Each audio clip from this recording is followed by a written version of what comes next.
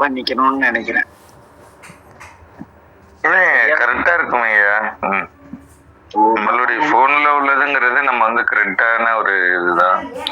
அது எங்கே இருந்தாலும் இப்ப எனக்கு வந்து உங்களுக்கு வந்து எனக்கு இங்க வந்து ½ வந்து உங்களுக்கு பிஃபோர் பாஸ்டா இருக்கும் உங்களுக்கு இந்தியா டைம். எனக்கு 1/2 மணி நேரம் கம்மி. ஆனாலும் கரெக்டான அந்த டைம்ல வந்துருவேன். என்னைக்காச்சும் ஒரு நாள் கொஞ்சம் லேட் ஆயிடும் ஒழிய அது கரெக்டான டைமிங் கரெக்டா இருக்கும். சரி, இன்னைக்கு யாரோ ஒரு அம்மா புதுசா ஜாயின் பண்ணிருக்காங்களா? பழையங்களா தெரியல. தேவின்னு ஒரு அம்மா வந்திருக்காங்க. நமச்சிவாய் வாழ்கணுமா.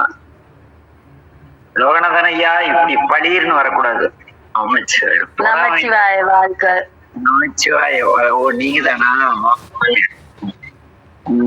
அப்படியே கைலாஸ் நிகழ்வு போமா? நமச்சிவாய் வாழ்க. மாமசார் வீட்டு கூடத்தில் அங்க மட்டுமல்ல, அந்த வீடு முழுக்க ராமலிங்கத்தினுடைய அந்த வையம்புரைக்கும் தனிச்செங்கோள் வளவர் பொன்னி திருநாட்டு செய்ய கமல கடம்பனையும் சொலுநீர்த்தடம் உடையுடைத்தாய் பொய்தீர் வாய்மே அருமறை நூல் புரிந்த சீல புகழதனாள் பெருமை என்றிசைக்கும் ஏரூர் ஏமப்பேரோ என்ற ஒரு பாட எல்லோரும் பரவசமானார்கள். அப்படியே அந்த வகுப்பு மிக சிறப்பாக நடைபெற்றது.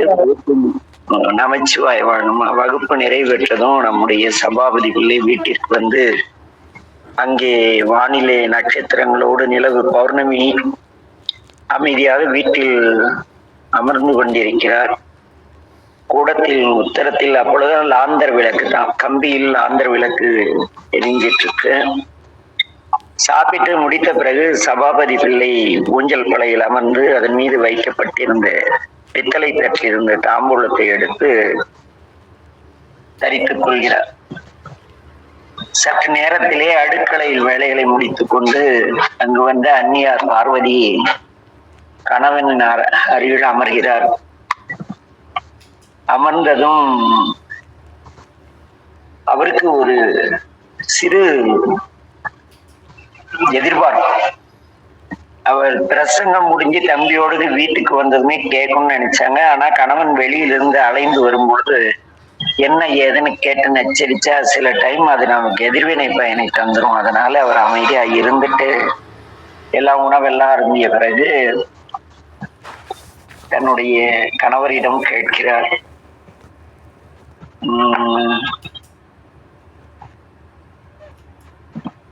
இன்று என்ன நடந்தது என்று தாங்கள் சொன்னால் சிறப்பாக இருக்கும். ஏனெனில் வந்ததிலிருந்து உங்கள் முகத்திலே ஒரு மலர்ச்சி தெரிகிறது.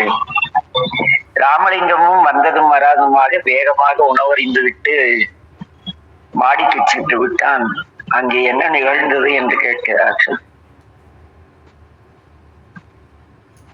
அப்ப நம்முடைய சபாபதியார் கண்கலங்க வியப்போடும் உற்சாகத்தோடும், பார்வதி, அங்கே நடந்ததை என்ன என்று சொன்னேன், ஏதென்று கூறினேன்.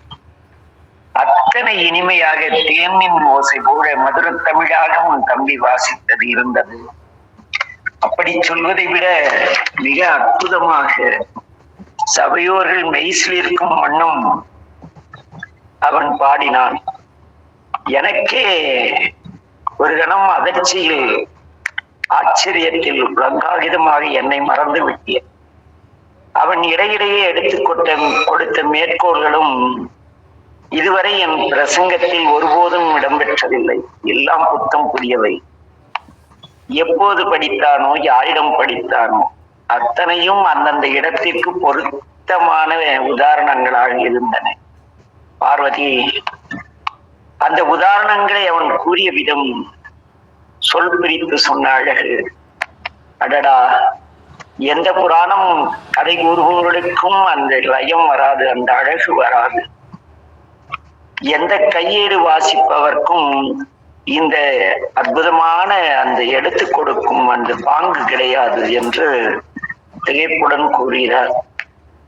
இதை கேட்டதும் மிக மகிழ்ச்சி அடைந்த பார்வதி, அப்படியா சாமி, கேட்க கேட்க காதுக்கு இன்பமாக இருக்கிறது, மனதோ மகிழ்ச்சி வெள்ளத்தில் நீந்துகிறது, இன்னும் என்ன நடந்தது சொல்லுங்கள் என்கிறார்.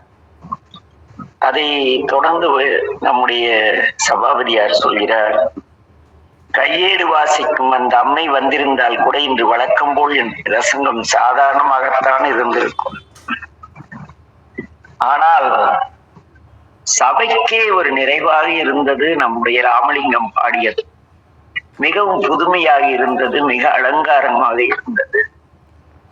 நல்ல கட்டியங்காரன் இருந்தால்தான் கட்டை கூடத்தை எடுப்பாய்.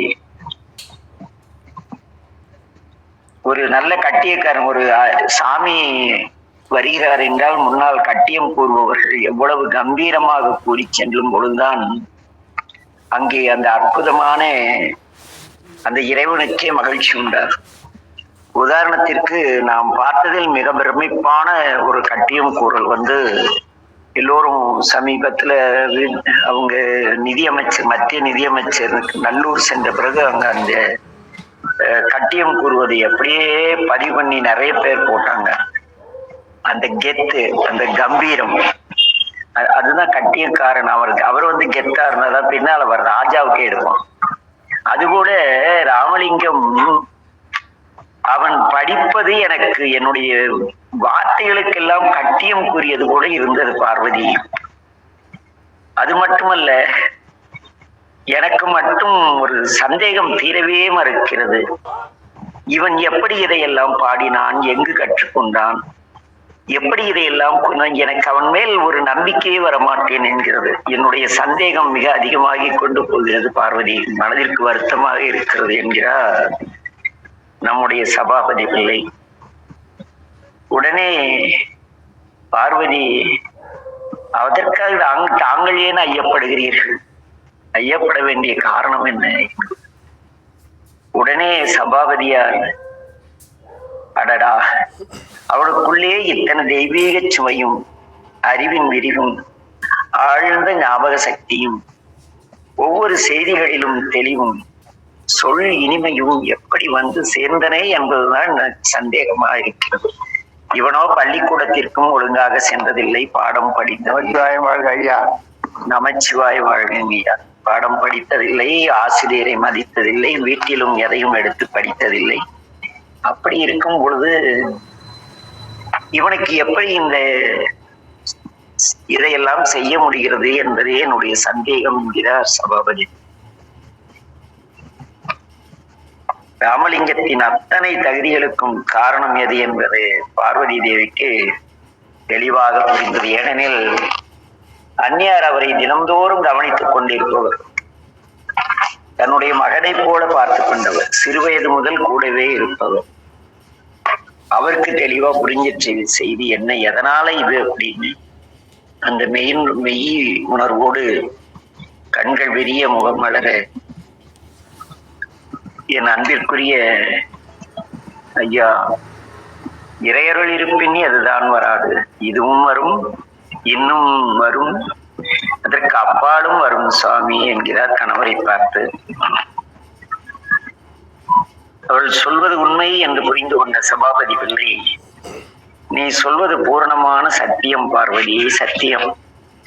இதை நான் இன்றைக்கு சபையிலே உணர்ந்து கொண்டேன் என்று கூறியவர் இறைவனுடைய கருணையை எண்ணி அப்படியே கண்கள் மூடி மெய்மறந்து கண்ணீர் சிந்துகிறார். பார்வதியும் அதே நிலையில் இருக்கிறார். நம் ராமலிங்கம் என்ன செய்கிறான்? இதோ கந்தக்கோட்டத்து முருகனையும் திருத்தணியை வேளனையும் கண்டு இறையருள் உண்டு பக்தி பாமாலைகள் உவந்து பாடிக்கொண்டிருந்த ராமலிங்கத்திற்கு திடீரென்று திருவொற்றியூர் செல்ல வேண்டும் என்ற ஒரு பற்று ஏற்படுகிறது. தினந்தோறும் அந்த வடிவையும் ஒற்றியூர் நாதரையும் நினைத்து உருகி கொண்டிருக்கிறார் ராமலிங்கம். அவனுக்கு எப்படி ஒற்றியூரை சென்று தரிசிப்பது என்ற நினைவு அவனால் தாங்க முடியவில்லை. உடனே இந்த காலையில் எழுந்தவுடன் திருவொற்றியூர் சென்றே ஆக வேண்டும் என்று ஒரு முடிவுக்கு வருகிறார். அவசர அவசரமாக குளித்து மாடி அறைக்கு இறைவே பூஜைக்கு வேண்டிய எல்லா பொருள்களையும் அன்னி தயார்படுத்தி வைத்திருப்பதை காண்கிறார். அன்னியாருக்கு தன் மீது உள்ள பாசம் ஒரு கணம் சிறப்பாகப்பட ராமலிங்கத்தின் கண்களிலே கண்ணீர் துளி பெருகிறது. மறுகணம் உள்ளத்தில் ஒற்றியூர்நாதரின் நினைவு பொங்கியிட அவன் குத்து விளக்குகளை ஏற்றிவிட்டு ஊதுபத்திகளை ஏற்றி ஒரு ஓரமாக பூஜை தட்டில் வைக்கப்பட்டிருந்த பூப்பந்தை எடுத்து சரமாக பிரித்து சுவற்றில் சாற்றப்பட்டிருந்த இந்த முருகப்பெருமான் காட்சி தந்த நிலை கண்ணாடிக்கு அலங்காரமாக மாலையிடுகிறார். அப்படியே அதனும் சப்பனமிட்டு அமர்ந்து அப்படியே மனதிலே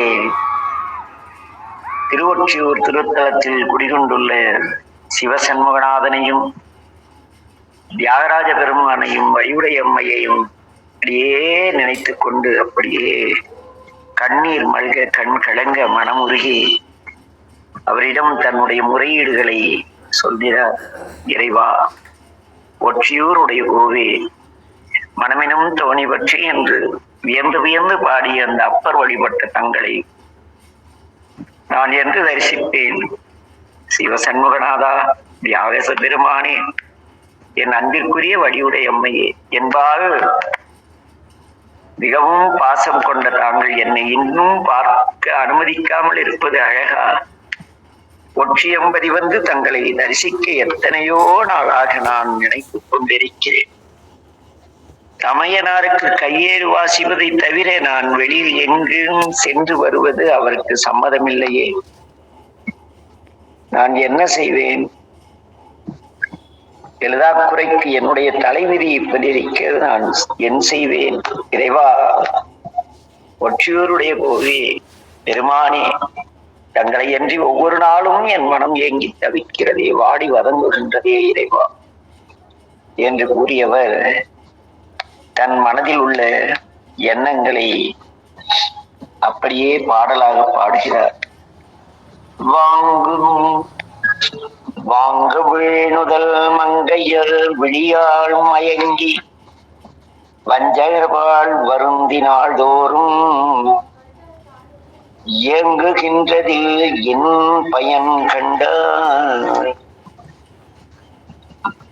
மனதை பார்த்து தன் மனதிற்கு பாடுகிறார். தனக்குள் இருக்கும் ஆன்மாவிற்காக இந்த பாடல். வாங்கு விழுதல் மங்கையர் விழியாள் மயங்கி வஞ்சர்வாள் வருந்தினாள் தோறும் இயங்குகின்றதில் என்ன பயன் கண்டாய். எழில்கள் ஒற்றியூர்க்கு என்னுடன் போந்து தெங்குளவு செங்கரும்பினும் இனிதாய் தித்தித்து அன்பர்தம் பாதம் சித்தத்தூரின் எழில்கள் ஒற்றியூர்க்கு என்னுடன் போந்து மனமே தேங்குளவு செங்கரும்பினும் இனிதாய் தித்தித்து அன்பர்தம் சித்தத்தில் ஊறி போவோம். ஓம் சிவசண்முக சிவபோம் சிவாய என்று எண்ணுதி மனனே.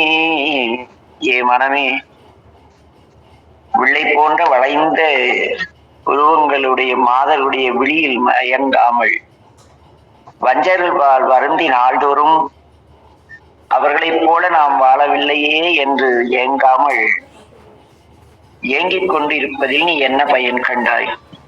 மனமே, மங்கையர் விழியிலும் வஞ்சகர் வார்த்தையிலும் மயங்கி நீ ஏன் இப்படி இருக்கிறாய்? ஒரு கணம் நான் சொல்வதை கேள்.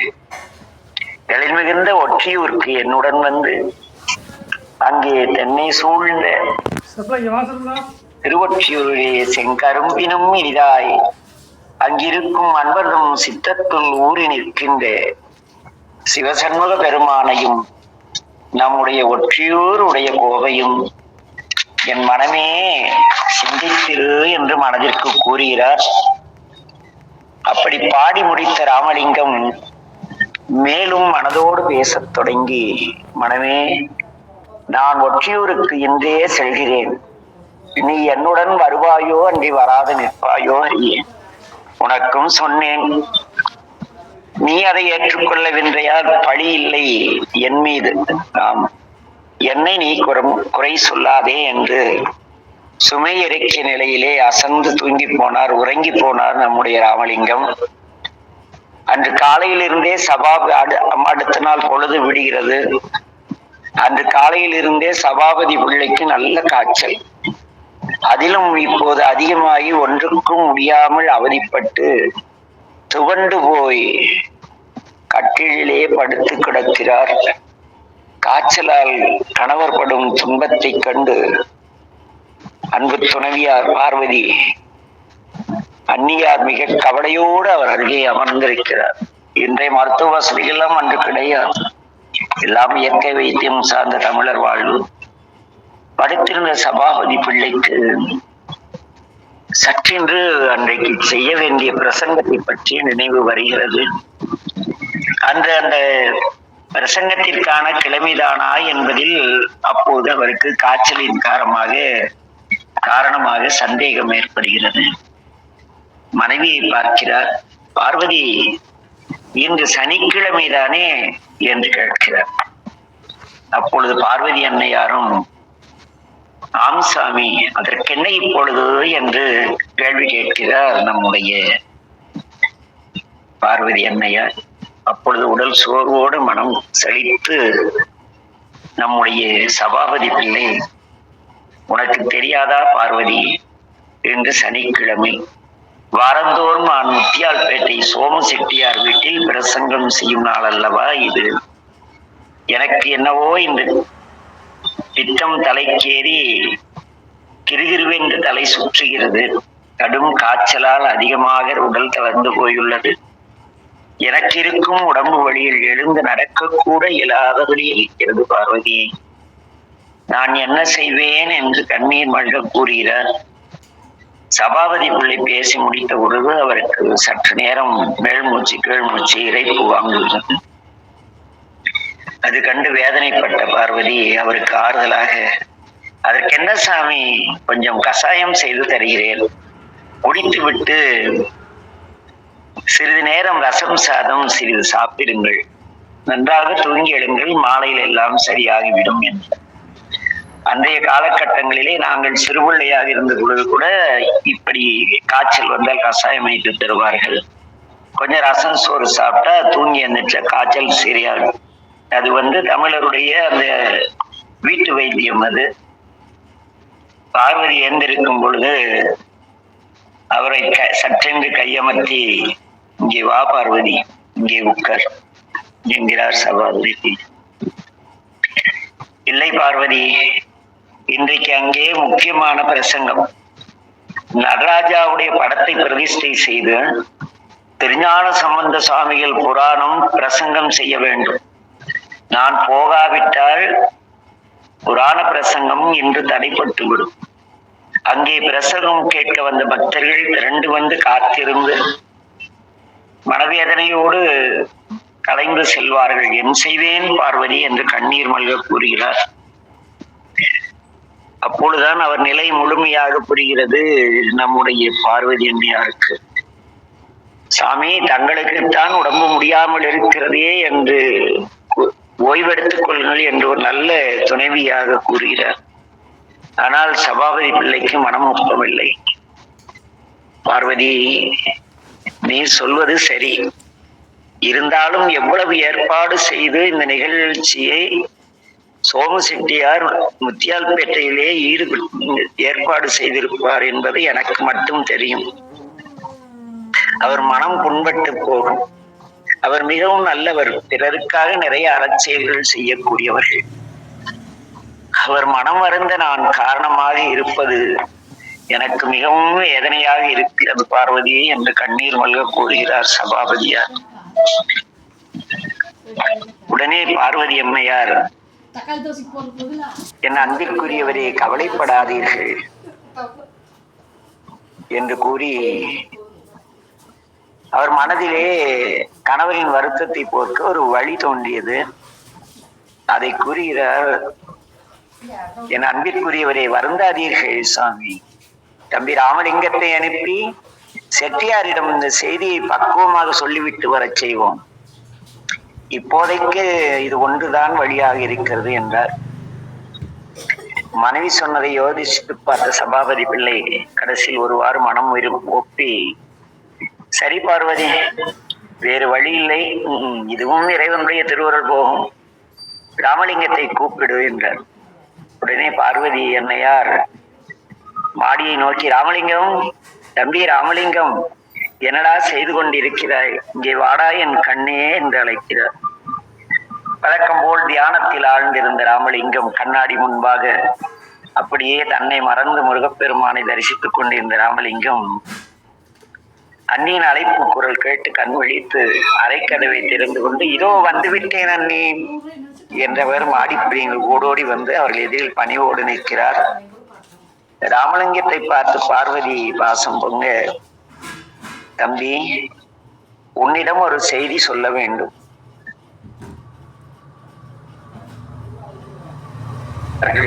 என்னவென்று கேள் என்று கூறுகிறார். ராமலிங்கம் அண்ணாவுக்கு அருகில் சென்று பணிவோடு கை கட்டி, அண்ணா கூப்பிட்டீர்களாமே, என்ன விஷயம், என்ன செய்தி, நான் என்ன செய்ய வேண்டும் என்று கேட்கிறார். உடனே சபாபதி பிள்ளை தம்பி அருகில் அழைத்து அவருடைய கைகளை பாசத்தோடு பற்றி கொண்டு ஒரு கணம் அவன் முகத்தை கூர்ந்து நோக்குகிறார். அந்த பால்வடியும் முகத்தில் அமைதியும் கருணையும் குடிகொண்டிருப்பதை உணர்கிறார். கண்டு அவருக்குள் ஒரு திருப்தி வருகிறது. பிறகு மெல்ல அவர் அவனிடம், தம்பி, சோமு செட்டியார் வீட்டில் இன்று திருஞான சம்பந்த சுவாமிகள் புராண பிரசங்கம், பேச முடியாதபடிக்கு என் உடம்பு படுத்துகிறது. செட்டியாரோ மிக நல்லவர், என்னை பிரசங்கத்துக்கு அழைத்து இதுநாள் வரை ஆதரித்து வருபவர். இப்போது அவர் வீட்டிற்கு நீ சென்று நான் பிரசங்கத்துக்கு வர முடியாதபடி காய்ச்சலாலும் தலைவலியாலும் பாதிக்கப்பட்டிருப்பதை பக்குவமாக சொல்லி வா. என் பொருட்டு அவரிடம் நீ மன்னிப்பும் கேட்டுக்கொள்ள வேண்டும் செய்வாயா என் கண்ணே என்று தம்பியிடம் முதல் முறையாக அன்பு மீதுரை அவரை பாஞ்சையுடன் பார்க்கிறார். ராமலிங்கம் வெகு அடக்கத்தோடு, அண்ணா, தாங்கள் என்னிடம் இவ்வளவு கூற வேண்டுமா, நீங்கள் என்னுடைய அண்ணா அல்லவா இது அப்படிங்கிறார். உடனே சபாபதி பிள்ளை, அது மட்டும் போதாது தம்பி என்று தயங்குகிறார்.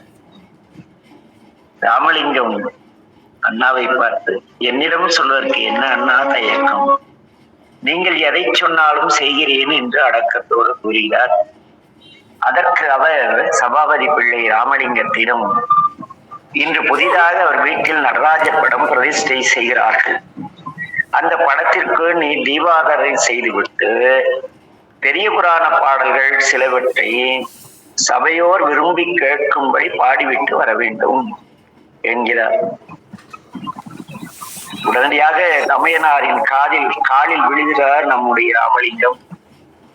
விழுந்து, உத்தரவண்ணா, இதோ புறப்பட்டு விட்டேன், நான் சென்று வருகிறேன், எனக்கு தாங்கள் ஆசி கூற வேண்டும் என்றவர் பார்வதி அன்னையாரின் பாதங்களிலும் சபாபதி பிள்ளையின் பாதங்களிலும் விழுந்து வணங்கி எழுகிறார். திருநீர் அணிவித்த சபாபதி பிள்ளை பார்வதி இருவரும், தம்பி, நடராஜ பெருமான் பேரொரு கருணை உனக்கு நல்லதே செய்யும் என்று கண்கலங்க ஆசீர்வதித்து சென்றுவா ராமலிங்கம் நிறையொரு உண்டாகும் என்கிறார். ராமலிங்கத்திற்கோ அளவற்ற மகிழ்ச்சி. அவர் நடராஜாவை பற்றி சிந்தனை இருந்தாலும் அவருடைய திருவுருவப் படத்தை கூட பார்த்தது அவ்வளவாக கிடையாது. ஆகவே மகிழ்ச்சி பொங்க, மகிழ்ச்சி என்ன, இதோ இப்பொழுதே சென்று வருகிறேன் என்று கூறி அவசரமாக விடைபெற்று செல்கிறார். அங்கே விளக்கு வைக்கும் நேரம். சோம செட்டியார் வீட்டு கூடம் பக்தி மனம் கமட சபையோர்களால் களை கட்டி இருக்கிறது. கூடத்து சுவற்றில் மிக அழகாக நடராஜ பெருமானுடைய படம் வரையப்பட்டு அழகான பூச்சரங்களால் வண்ண வண்ண மலர்களால் அலங்கரிக்கப்பட்டு இருக்கிறது. படத்திற்கு நேர் கீழே இருபுறமும் தரையில் ஜமுக்களம் விரித்து 5 முக குத்து விளக்குகள் மங்களகரமாக எரிந்து கொண்டிருக்கின்றன. ஒருபுறம் ஏற்றி வைக்கப்பட்ட இந்த ஊதுபத்தியின் நறுமணம் ஊடம் முழுவதும் வியாபித்துக் கொண்டிருக்கிறது. குத்து விளக்குகளுக்கு நடுவில் தலைவாழை இலையில் பல வகைகளும் நைவேத்திய பொருள்களும் வைக்கப்பட்டிருக்கின்றன. துவக்காலில் நெருப்பு துண்டுகள் கனன்று கொண்டிருக்க அருகில் தகரடப்பாவில் சாம்பிராணி தூள் நிரப்பி வைக்கப்பட்டிருக்கிறது. பூஜையில் மணி அடிக்க சிறு பித்தளை மணியும் நீர் விளவ நீர் ததும்பிய பஞ்சபாத்திரமும் பக்கத்திலே வைக்கப்பட்டிருக்கின்றன. பளிச்சிட்ட பித்தளை தாம்பாள தட்டில் விபூதி குங்கும பிரசாதங்களும் கற்பூரமும் பூஜைக்கு தயாராக இருக்கிறது. இத்தனை அற்புதமான ஏற்பாட்டோடு சோம செட்டியாரும் சபையோரும் சபாபதி பிள்ளையை எதிர்பார்த்து கொண்டிருக்கிறார்கள். பூஜைக்கான நேரம் கடந்து போய் கொண்டிருக்கவே சலிப்பு ஏற்பட்டு அவர்களுக்கு சபாபதி பிள்ளை எப்போதும் இப்படி செய்ய மாட்டாரே, என்ன ஆயிற்று என்று சற்று மனம் சலிப்படைய வேளையில் அடைந்த வேலையிலே அவசர அவசரமாக ராமலிங்கம் வீட்டுக்குள் நுழைகிறார். எல்லோரையும் பார்க்கிறார். ஐயா வணக்கம் ஐயா, நமச்சிவாய வாழ்க, நமச்சிவாய என்று எல்லோரையும் வணங்கி, சபாபதி பிள்ளை அன்று வரவில்லை, பின்னால் வருகிறார் என்று பார்க்கிறார்கள் அன்பர்கள். கையேடு வாசிக்கும் ராமலிங்கம் மட்டும் வந்திருக்கிறான். ஆனால் சபாபதி பிள்ளைக்கு என்ன நிகழ்ந்ததோ என்று சோம செட்டியார் ராமலிங்கத்திடம் கேட்கிறார். ராமலிங்கம் வெகு அடக்கத்தோடு, இல்லை ஐயா, அண்ணாவிற்கு மிகவும் உடல்நலம் சரியில்லை, நல்ல குளிர்காய்ச்சல், தலைவலி வேறு, அதனால் தங்களிடம் மன்னிப்பு கேட்டுக்கொள்ளவும் நடராஜ பெருமானுக்கு தீபாவனை காட்டிவிட்டு பெரியவரான பாடல்கள் சிலவற்றை சபையிலே பாடும்படியுமாக எனக்கு அன்புடன் பணித்து அன்னார் என்னை இங்கு அனுப்பி வைத்தார் என்று பதில் சொல்கிறார் ராமலிங்கம். ராமலிங்கம் கூறியது நிலைமையை புரிந்து கொண்ட சோம செட்டியார் உடனே ராமலிங்கத்திடம், தம்பி, சரி என்ன செய்வது, நீ அவருடைய தம்பி, நீயே நடராஜனுக்கு தீபாவனை காட்டிவிடு. இன்றைக்கு நடப்பதாக இருந்த திருஞான சம்பந்த சுவாமிகளின் புராண பிரசங்கம், அந்த புராணத்திலிருந்து சில பாடல்கள் நீ பாடினால் கூட போதும். இறைவன் திருவுளம் இது எனும் பொழுது நாம் என்ன செய்ய முடியும்ட்டு சற்று சலிப்போடு கூறி, நீ உன் கடமையை செய் ராமலிங்கம் என்கிறார். உடனே ராமலிங்கம் நடராஜபுரத்தின் எதிரிலே போய் அமர்ந்து பூஜை செய்து கற்பூர தீப தூப நைவேத்தியங்கள் செய்து தீபாராதனை காட்டுகிறார். அப்பொழுது சோம செட்டியார் சபையோரை பார்த்து, தம்பி, நடராஜருக்கு தீபாராதனை காட்டுகிறது, எல்லோரும் இறைவனை வழிபட்டுக் கொள்ளுங்கள் என்கிறார். நம பார்வதி பதையே அரகர மகாதேவ அன்பர்கள் எல்லாம் கூக்குரல் இடுகிறார்கள். தீபாராதனை தட்டிலிருந்து கற்பூர ஆரத்தியை கண்ணில் ஒற்றிக்கொண்டு விபூதி குங்கும பிரசாதத்தை நெற்றியில் இட்டுக்கொண்ட ராமலிங்கம், இங்கே ஒரு முக்கியமான செய்தி, வள்ளலார் திருநீர் அணிந்ததே கிடையாது என்று சில முட்டாள்கள் பிரசங்கம் செய்து கொண்டிருக்கிறார். தீபாவளி செஞ்சதும் அந்த குங்கும விபூதி நெத்தியில வச்சுட்டு குங்குமத்தை அணிந்து கொண்டுதான் அடுத்தவங்களுக்கு கொண்டு போறார் தீபாவளி தட்டை நம்முடைய ராமலிங்கர். எல்லோரும் கற்பக ஆட்டையை கண்ணில் ஒற்றிக்கொண்டு விபூதி குங்கும பிரசாதத்தை நெற்றியில் அணிந்து கொள்கிறார்கள். ராமலிங்கம் குத்துவிளக்கு பக்கத்தில் தீபாராதனை தட்டை வைத்துவிட்டு செட்டியார் முன் அடக்கத்துடன் வந்து, ஐயா என்கிறார். உடனே சோம செட்டியார், எல்லோரும் அமைதியாக உட்காருங்கள், சபையோர் என்று கூறியதும் சபையோர்கள் ஜமக்காலத்திலேயே வரிசையாக ஒழுங்குபட அமர்கிறார்கள். சோம செட்டியார் ராமலிங்கத்திடம், தம்பி ராமலிங்கம், நீ மேடையில் அமர்ந்த திருஞான சம்பந்த பெருமான் புராணத்து பாடல்களை பாடலாம் என்று கூறுகிறார். சோம செட்டியார் மேடையில் சற்று தள்ளி அவன் பக்கத்தில் அமர்ந்து கொள்கிறார். ஒரு கணம் கண்மூடி தியானித்து நடராஜ பெருமானை உள்வாங்கிய ராமலிங்கம் சபையோரை பார்த்து, ஆன்மீக சபையோர்களுக்கு என் வணக்கம் என்று கூறி கை குவித்து வணங்கி,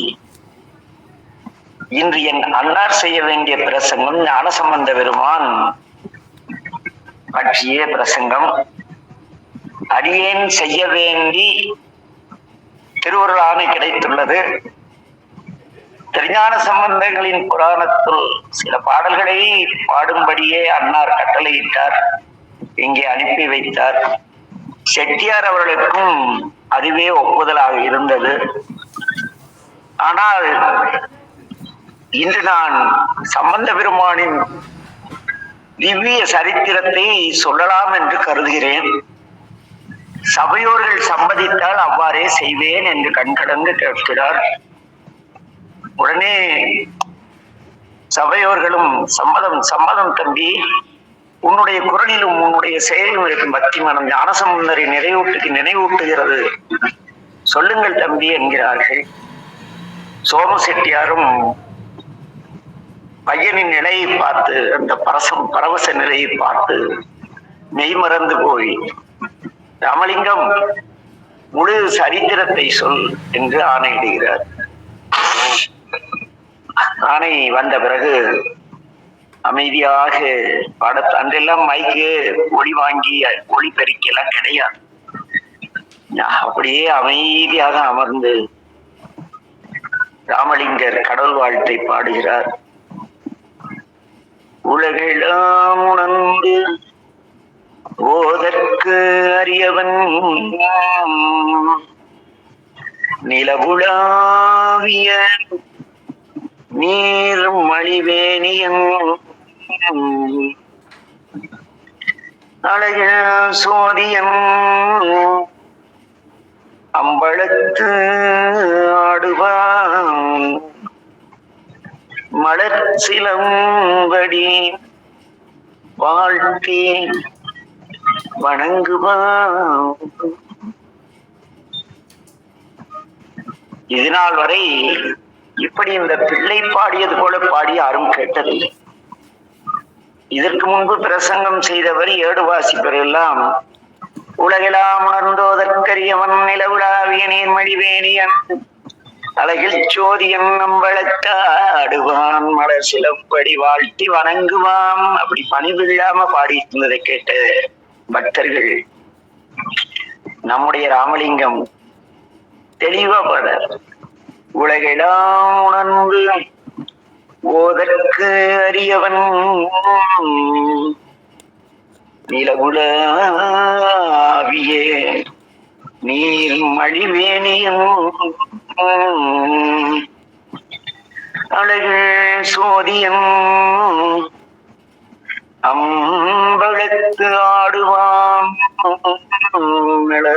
சிலம்படி வாழ்த்தி வணங்குவான். சபையோர்கள் சிலித்து போனார்கள். சோம செட்டியார் மெய்மறந்து, குழந்தாய் ராமலிங்கம், எங்கள் மனத்திலே அம்பலமானரை காண வைத்து விட்டாய் ராமலிங்கம், நீ தொடரலாம் என்கிறார். உடனே ராமலிங்க பெருமான் சபையோருக்கு மீண்டும் வணக்கம் சொல்லி சம்பந்த பெருமானின் சரித்திரத்தின் முன் உரையை பேசுகின்றார். பெரிய புராணத்திலே பாதி வரலாறு திருஞான சம்பந்தருடைய வரலாறு. சமயக்குறவர் நால்வருள் முதலாவதாக வைத்து எண்ணப்படுபவர் திருஞான சம்பந்தர். அவருடைய சரிதத்தை சிந்தித்தும் வணங்கியும் பாடுகின்றார் சேக்கிழாரடிகள். திருமுறைகளில் முதலாவது ஞான சம்பந்தர் வாக்கு. திருஞான சம்பந்தர் வயதில் சிறியவராயினும் ஞானத்தில் பெரியவர். தம்முடன் கைலைக்கு வந்த சேரமான் பெருமான் நாயனாரை உள்ளே அழைத்து செல்லவில்லை சுந்தரர். இறைவனுடன் இறைவனிடம் அனுமதி பெற்று வரச் சென்றார். ஆனால் நம் ஞானசம்பந்த பிள்ளையோ தம் திருமணத்திற்கு வந்த அத்தனை பேருக்கும் சிவலோக காட்சி அளித்தார். அத்துணை கருணை உள்ளம் கொண்டவர் நம்முடைய திருஞான சம்பந்தர். கருணை வேறு ஞானம் வேறு என்று சிலர் சொல்கிறார்கள். அது பிழையானது. ஞானத்தின் பயன்தான் கருணை. அதை திருவள்ளுவர் கூறுகிறார், அறிவினான் ஆகுவதுண்டோ பிரிதின் நோய் தம் நோய் போல் போற்றாக்கடை என்று. அதாவது பிற துயரத்தை தம் துயரமாக எண்ணி இறங்குவதுதான் நல்ல அறிவிற்குரிய இலக்கணம். அந்த நல்லறிவே ஞானம்.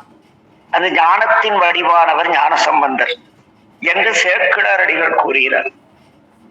சுப்பிரமணிய சாமி முருகப்பெருமானை அப்படி சொல்வார்கள். ஞானமே வடிவானவர் முருகப்பெருமான். ஞான சம்பந்த சுவாமிகளை பூஜை செய்தால் ஞானம் வரும்.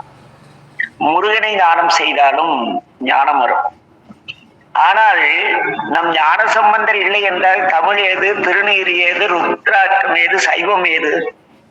இதற்காகவே திருஞான சம்பந்த பெருமான் அவதாரம் செய்தார் என்று கூறிய ராமலிங்கம் திருஞான சம்பந்த சுவாமிகளின் புராணத்தின் முதல் பாடலை பாடுகிறார். எதற்காக இந்த ஞான சம்பந்தர் இந்த பூமிக்கு வந்தார் என்பதை மிக தெளிவாக விளக்கக்கூடியது முதற் பாடல். எல்லா தாய் தகப்பனும் தங்கள் குடிவிளங்க மகவு வேண்டும் என்று வேண்டுவார். ஆனால் நம்முடைய திருஞான சம்பந்தருடைய தாயாரும் தந்தையாரும் ஒரு அற்புதமான காரியத்திற்காக மகவை ஈண்டெடுத்தார்கள். அது என்னவெனில் வேத நெறி தலைத்தோங்க, மிகு சைவ துறை விளங்க, பூத பரம்பரை பொழிய எங்களுக்கு மகன் வேண்டும் என்று கேட்டார்கள். வேத நெறி என்பது மந்திரங்களாலும் தந்திரங்களாலும் வேள்விகளாலும் செய்யப்படுவது கிடையாது. வேத நெறி என்பது நம்மாட்டு காட்டுவது போன்று, நம்பால் காட்டுவது போன்ற அன்பை உலக உயிர்கள் எல்லாவரிடமும் காட்டுவதற்கு வேத நெறி என்று பெயர். அது தலைத்தோங்கவும் அதில் சிறந்த இந்த வேதத்திலே கூறப்பட்ட 5 வேள்விகளை, கடமைகளை தினம்தோறும் யார் செய்து வாழ்கிறார்களோ அவர்கள் சார்ந்துள்ள நன்னெறி சைவத்துறை அது விளங்கி இந்த உலகில் உள்ள எல்லா உயிர்களும் இன்புற்று வாழ்வதற்காக எங்களுக்கு மகன் வேண்டும் என்று கேட்டார்கள். அங்கே நம்முடைய ஞானசம்பந்தரின் தாயும் தகப்பனும் என்று கூறி அந்த முதல் பாடலை பாடுகிறார். வேத நெறிதலை தோங்க மிகு சைவத்துறை விளங்க, பூத பரம்பரை பொழிய புனிதவாய் மலர்ந்து அழுது, சீரவளவயற் புகழி திருஞான சம்பந்தர் பாதமலர் தலை கொண்டு திருத்தொங்கு பரவுவானோ. அன்பர்களே, கடலில் தவிப்பவனுக்கு உய்வு தருவது படகு. பிறவி பெருங்கடலில் விழுந்த விட்டு நாம் இந்த பிறவியிலே அழுந்தாத வண்ணம் உதவி செய்வது ஞானசம்பந்தருடைய திருவடி. படகில் ஏறிக்கொள்ளலாம், திருவடியில் ஏற முடியாது, பற்றி கொள்ள வேண்டும். அதனால்தான் சம்பந்தர் திருவடிகளை தலையில் தூக்கி வைத்து திருத்தொண்டு பரவுவேன் என்று சேக்கிழார் பேசுகின்றார். சம் என்றால் நல்ல என்று பொருள், பந்தம் என்றால் உறவு என்று பொருள், சம்பந்தம் என்பதற்கு நல்ல உறவு என்று பொருள். ஞானத்தோடு உறவு கொண்டவரானதால் அவருக்கு அவர் தந்தையார் ஞானசம்பந்தர் என்று பெயர் சூட்டினார். ஞானம் என்பது 3 வகைப்படும். ஒன்று பொருள் பற்றி அறியும் ஞானம், அதற்கு பாசஞானம் என்று பெயர். ஆன்மாவை பற்றி அறிகின்ற ஞானம் பசுஞானம் என்று வழங்கப்படும். இறைவனை பற்றி அறிகின்ற ஞானம் பதிஞானம் என வழங்கப்படும். பாசஞானத்தாலும் பசுஞானத்தாலும் பிறவித்துன்பம் தீராது, பதிஞானத்தாலேயே அது தீரும். நம்முடைய திருஞான சம்பந்தர் பதிஞானத்தோடு தொடர்பு கொண்டவர். சபையோருக்கு வணக்கம். முன்னுரையை இத்துடன் நிறைவு செய்கிறேன். திருவருள் சம்பந்தப்படி நாளை எனது தமையனார் சம்பந்த பெருமானின் திவ்ய சரித்திரத்தை மேலும் விரித்து பிரசங்கிப்பார். எல்லோருக்கும் வணக்கம். விடைபெறுகிறோம். நமச்சிவாய வாழ்க, எல்லா உயிர்களும் இன்புற்று வாழ்க என்று. அது ஏன் இந்த நமச்சிவாய வாழ்க அங்க போச்சுன்னா, வான்கலந்த மாணிக்க வாசகனின் வாசகத்தை நான் கலந்து பாடுங்கால் என்று திகைத்து போனவர் நம்முடைய வள்ளல். அவர் பயின்று மிக நேசித்த நூல் திருவாசகம். அதன் முதல் வரியை கண்டிப்பாக அங்கே ராமலிங்கம் சொல்லி இருப்பார். ஆகவே இவர் முடித்தவுடனே சோம செட்டியார் எழுந்து ஹரஹர நம பார்வதீபதே ஹரஹர மகாதேவ ஞான சம்பந்த பெருமான் மலரடிகள் வாழ்க வாழ்க என்று எல்லோரும் குரல் எழுப்புகிறார்கள். அனைவரும் திகைத்து போனார்கள். ஹரஹர மகாதேவா என்று குரல் எழுப்பினார்கள். அப்போது மேடை விட்டு இறங்கி வந்த சோமு செட்டியாரை தொடர்ந்து இறங்கிய ராமலிங்கம் அவரை வணங்கி, ஐயா எனக்கு விடைதாருங்கள் என்று கேட்கிறார். ஆனால் சோமு செட்டியார் கண்கலங்க ராமலிங்கத்தின் கைகளை பிடித்துக் கொண்டு ஏக்கத்தோடு பெருமூச்சு அடைகிறார், விடுகிறார். ராமலிங்கம், ஏனோ தெரியவில்லை அப்பா, என் மனது பரிதவிக்கிறது என்று கூறி சென்று வா கண்ணே என்று வழி அனுப்பி வைக்கிறார். அதற்கு ராமலிங்கம், ஐயா ஏதோ என்னை ஆண்ட முருகப்பெருமானின் பேரருள் என்று அடக்கத்தோடு கூறுகிறார். உடனே சோம செட்டியார், நல்லது தம்பி, நான் ஏதோ ஒன்று நினைக்கிறேன், ஆனால் இன்றைய பிரசங்கம் சிறப்பாக செய்து ஏதோ ஒன்று நினைத்தேன், சம்பாவதி பிள்ளை வரவில்லை என்றால் எவ்வாறு இருக்குமோ என்று. ஆனால் சபையோர் மிக மகிழ்ந்தனர் கண்ணி தம்பி ராமலிங்கம் என்றார். அதற்கு ராமலிங்கம், எல்லாம் எனது வழிபாடு குருவான திருஞான சம்பந்த பெருமானின் ஆசியும் இங்கதான் இருக்கு. வள்ளல் பெருமான் ஆழ்வர் பெருமக்களை ஏற்றுக்கொண்டது இல்லை என்று இன்று ஒரு பெரிய குழுவே வந்து அவர்கள் சுயலாபத்திற்காக வள்ளல் பெருமானை இழிவுபடுத்துகிறார்கள். ஆனால் அவர் கூறுகிறார், எல்லாம் எனது வழிபாடு குருவான திருஞான சம்பந்த பெருமானின் ஆசியும் ஆடல் வல்லாரின் அருளும் பிரசங்கத்தை சிறப்படைய செய்தன என்று கூறிவிட்டு நம்முடைய ராமலிங்கம் வீடு நோக்கி புறப்படுவதற்கு ஆயத்தமாகிறார். நாமும் நேரம் கடந்து விட்டது. நம்முடைய வீட்டை நோக்கி பயணிப்போம்.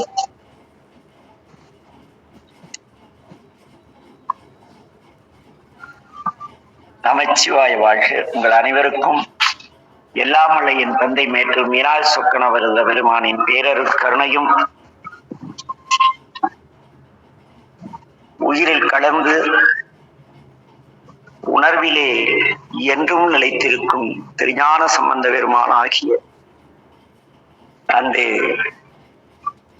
ஞான குழந்தையையும் மனதில் எண்ணி ராமலிங்கத்தின் வாக்காகிய அந்த நமச்சிவாய வாழ்க, எல்லா உயிர்களும் இன்புற்று வாழ்க என்ற வார்த்தையை கூற எளியனுக்கு அனுமதி தந்த இறைவனுடைய திருவடிகளை வணங்கி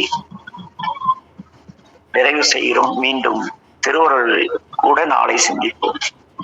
நமச்சிவாய வாழ்க, எல்லா உயிர்களும் நமச்சிவாய நமச்சிவாய வாழ்க ஐயா. நமச்சிவாய வாழ்க ஐயா. நமச்சிவாய வாழ்க ஐயா. நமச்சிவாய வாழ்க நவநீத நமச்சிவாய வாழ்க. நமச்சிவாய வாழ்க செந்தில். நமச்சிவாய வாழ்க ஐயா. நமச்சிவாய வாழ்க. தேவகிமா,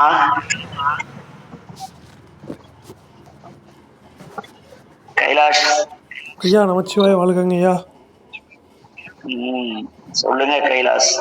சிவா சிவா, சான்றோர் இவ்வளோ பேசினதுக்கப்புறம் நான் என்னங்கய்யா சொல்கிறக்கு இருக்கு. ஞானசம்பந்த கைலாசில் எவனாவது ராமலிங்கர் நால்வரை அங்கேயே பிடிச்சு நாள் அப்பணும். எவ்வளவு ஞான சம்பந்தரை தன் ஞானாசிரியராக நினைத்து வாழ்ந்த ஒரு மனிதர் அடிய நால்வரை மதிக்கவில்லைங்கிற போல ஒருத்தன் பரப்புகிறான். அதையும் நம்ம கேட்டு வாழ இருந்தா நம்ம விட யார் கேவலமான ஆள் இல்லை. கண்டிப்பாங்கய்யா. காலம் பதில் சொல்லு தெய்வாயா. நமச்சிவாய வாழ்கையா. நமச்சிவாய வாழ்க. சொல்லுங்க ஐயா.